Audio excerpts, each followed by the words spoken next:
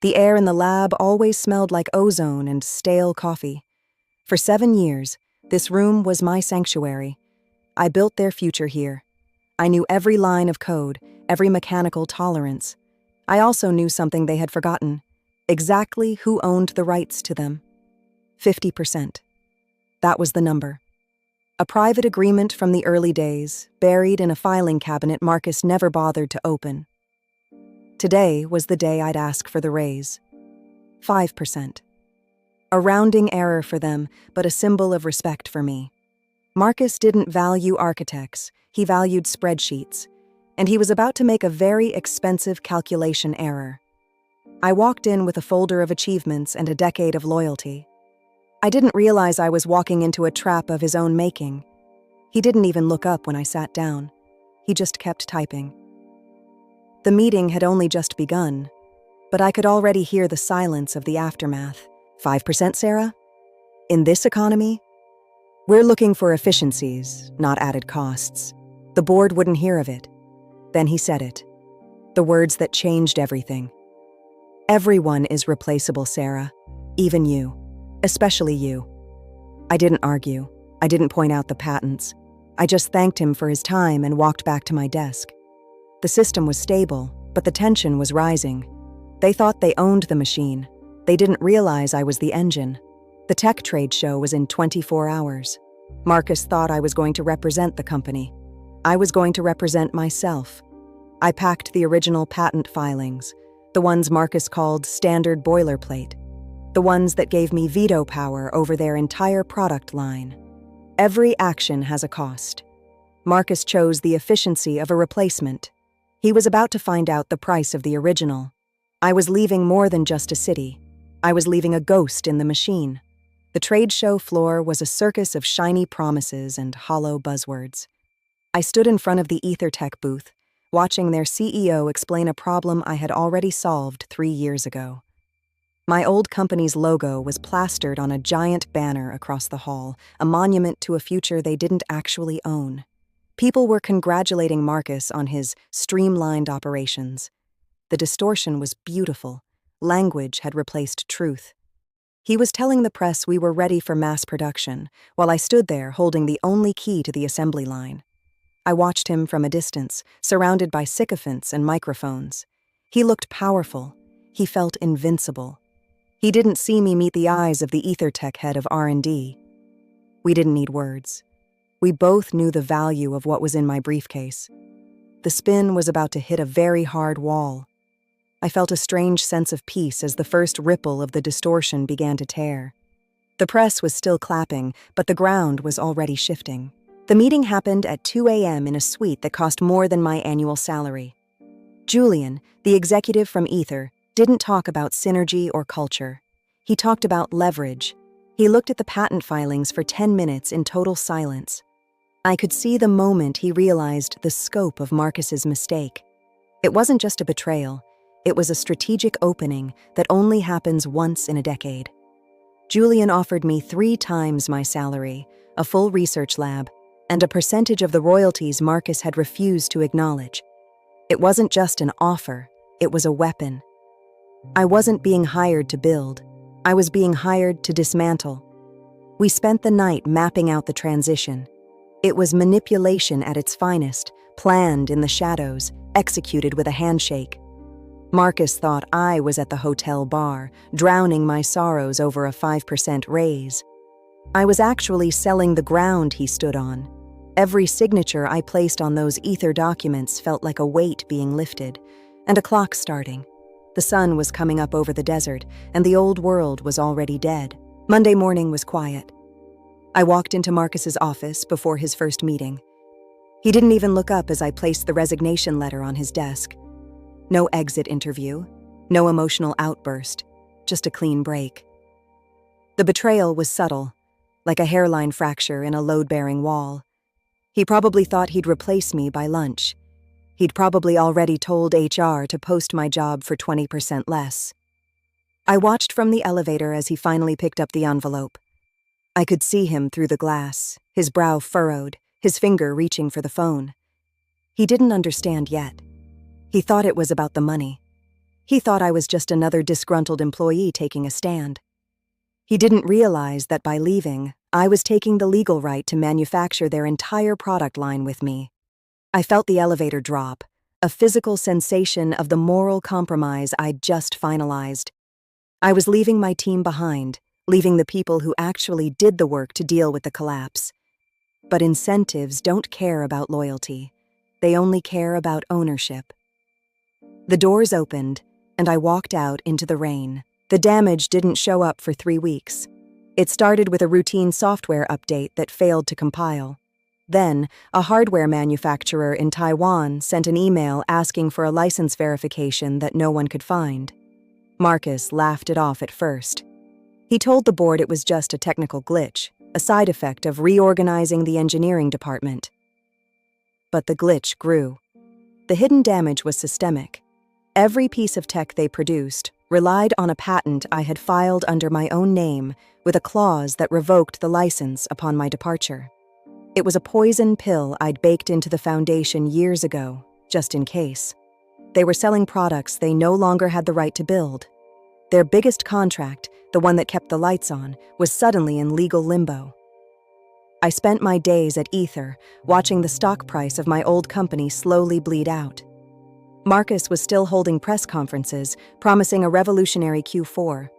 He was standing on a bridge that had already been demolished. He just hadn't looked down yet. The silence in their lab was becoming deafening. Revenge is a cold process of documentation. While Marcus was trying to hire my replacement, I was working with Ether's legal team to prepare the injunction. We didn't rush. We waited until they had committed all their remaining capital to the new product launch.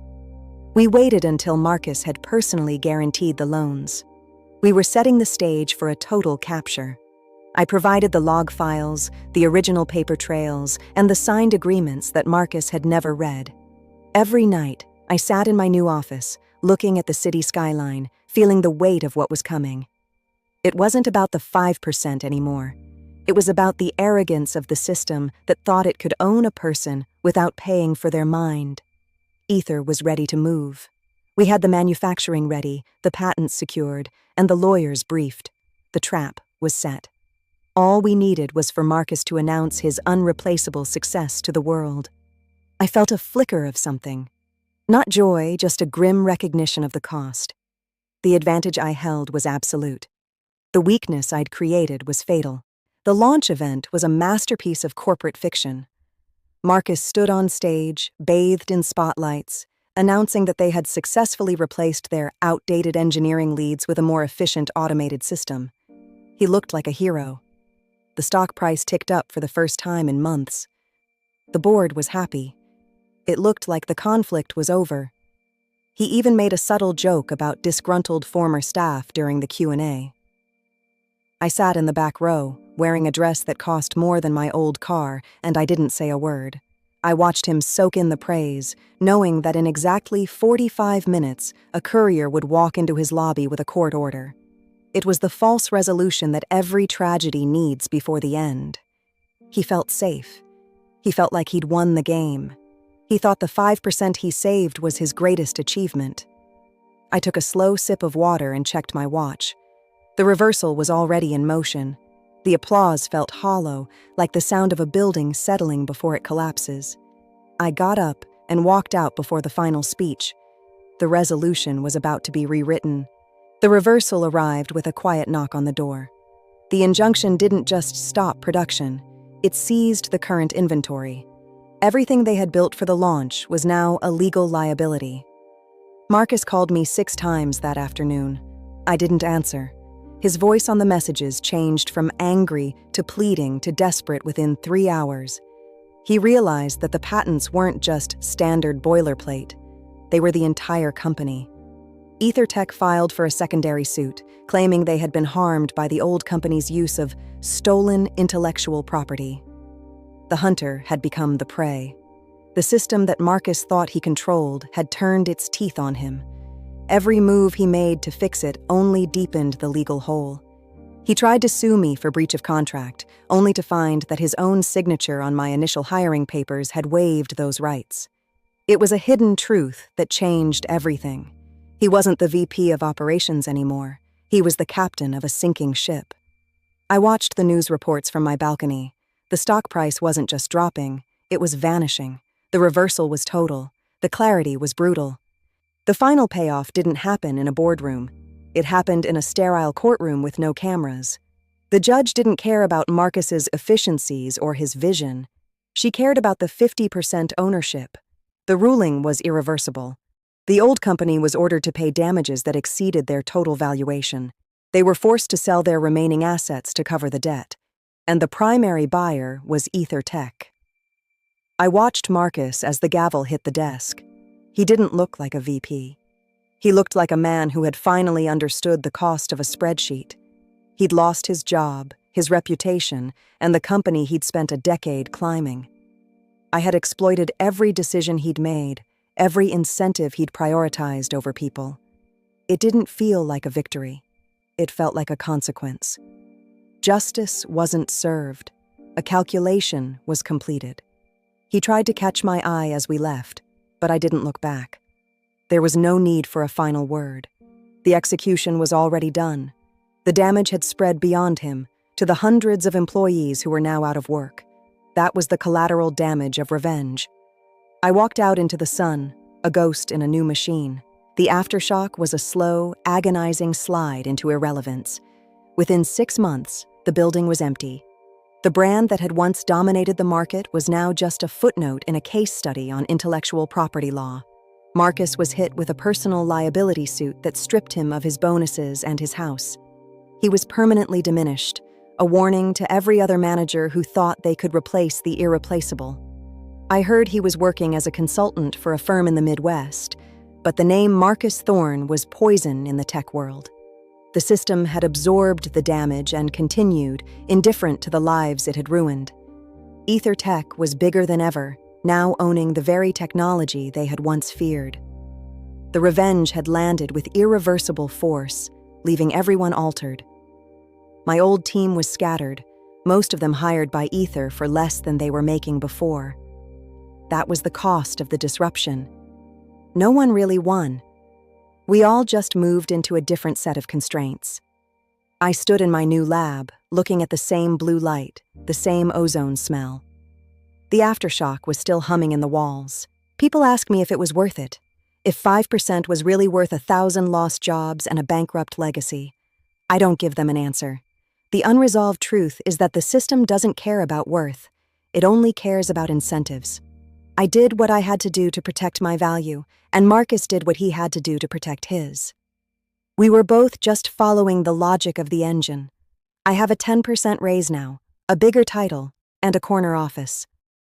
But every time I walk into a meeting, I see a manager looking at a spreadsheet, calculating my cost. And I know that somewhere in a lab, there's a young engineer building a future I don't yet understand. Every advantage creates a future weakness. Every betrayal enables a bigger one later. The deeper system remains unchanged, humming along in the dark, waiting for the next person to realize they are replaceable. I look out at the city, at all those lights, all those people making trades they think they can control. I know better now. The story didn't end with a victory. It just stopped where the next one begins. It was all inevitable.